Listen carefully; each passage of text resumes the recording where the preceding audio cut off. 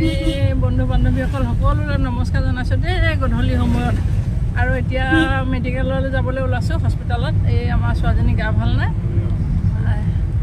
এতিয়া মই গৈ আছোঁ বাৰু। এতিয়া গধূলি এতিয়া 5:30 বাজি গৈছে। এতিয়া ওলাইছোঁ আৰু গৈ পাই হস্পিটেলৰ পৰিৱেশটো আপোনালোকক দেখাম বাৰু। কোনখন হস্পিটেলত থাকিব লাগিব আজি। আৰু এই তাই গাটো বৰ ভাল নাই, জ্বৰ উঠিছে। এতিয়া মই গৈ আছোঁ, আপোনালোকক দেখাই আছোঁ বাৰু।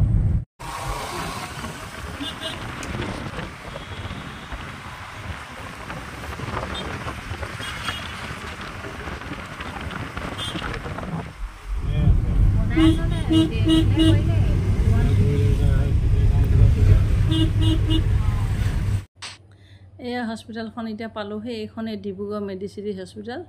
আৰু এইখন আমি প্ৰথম আহিছোঁ এইবাৰ। আৰু হস্পিটেলখন বহুত বেছি পুৰণা নহয়, নতুনেই হয়। এয়া আমি এতিয়া ভিতৰৰ পৰিৱেশটো আপোনালোকক দেখাই আছোঁ। এয়া সোমাই গৈ আছোঁ আৰু আপোনালোকক দেখাই আছোঁ। আজিকালি হস্পিটেলৰ সন্মুখতেতো ফাৰ্মাচী থাকেই। এতিয়া গধূলি হ'ল কাৰণে এতিয়া মানুহ নাইকিয়া হ'ল। পিছে এয়া কেইজনমান বহি আছে আৰু এতিয়া আমি সোমাই দেখিছোঁ। এয়া অকণমান বহি লৈছোঁ। এয়া 6 বজাৰ পৰা বহি আছোঁ আৰু বহুত ভাগৰ লাগিছে যে। কেবিন পোৱা নাই এতিয়া। আৰু কেবিনৰ কাৰণে 12:30 বজাত কেবিন পাম। এতিয়া 11 বাজি গৈছে। এতিয়া খাবলৈ পোৱাই নাই। এতিয়া হোটেলৰ পৰা অকণমান কিবা এটা আনি খালোঁ আৰু তথাপিও ভোক লাগিছে, মাত নাইকিয়া হৈ গৈছে। বহি থকাৰ এটা ভাগৰ নহয় জানো।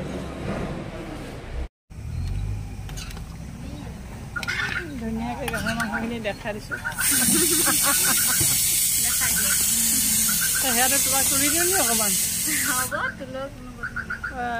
আমাৰ ভণ্টিকেইজনীয়ে দেখিছেনে ইমান ধুনীয়াকৈ এইবোৰ দোকান দি আছে দেই। ঘৰ ক'ত আছিলে তোমালোকৰ? আমাৰ ঘৰ নামৰূপত ন? আৰু ইয়াত ক'ত কাম কৰা?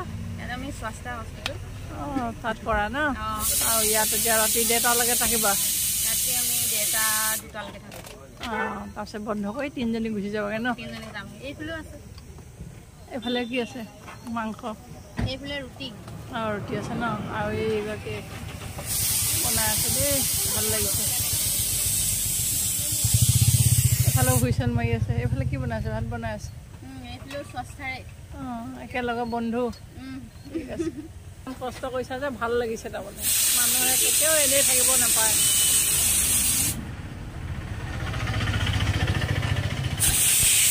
গুৱাহাটীত দেখোন মানুহবোৰে নুশুৱে ন? আমাৰ মানুহখিনি চুস্তি। চৰকাৰে চাউল দিয়াৰ কাৰণে আৰু কাম নকৰা হৈছে।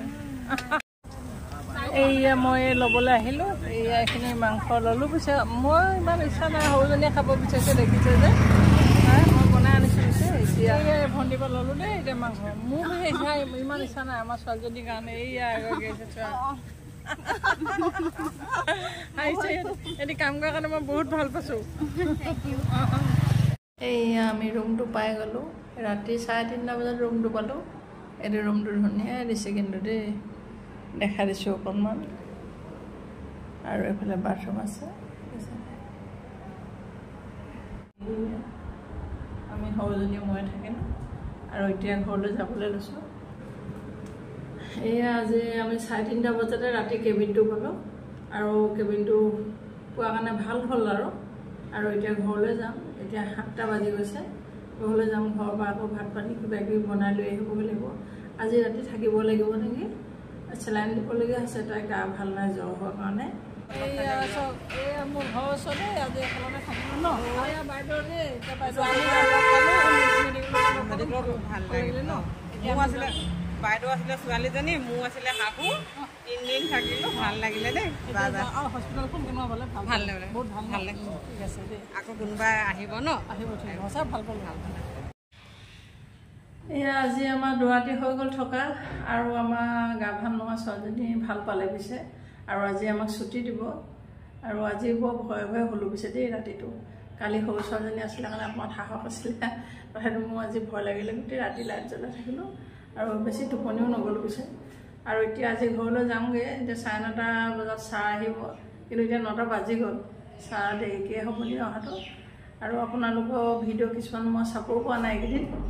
আৰু অলপ এনেই কেতিয়াবা চাইছোঁ আৰু আজি আপোনালোকে যে শেষলৈকে ভিডিঅ'টো চোৱাৰ বাবে আপোনালোকলৈ বহুত বহুত ধন্যবাদ থাকিল। আকৌ এতিয়া আহি আছোঁ নতুন ভিডিঅ'লৈ। নমস্কাৰ বাই।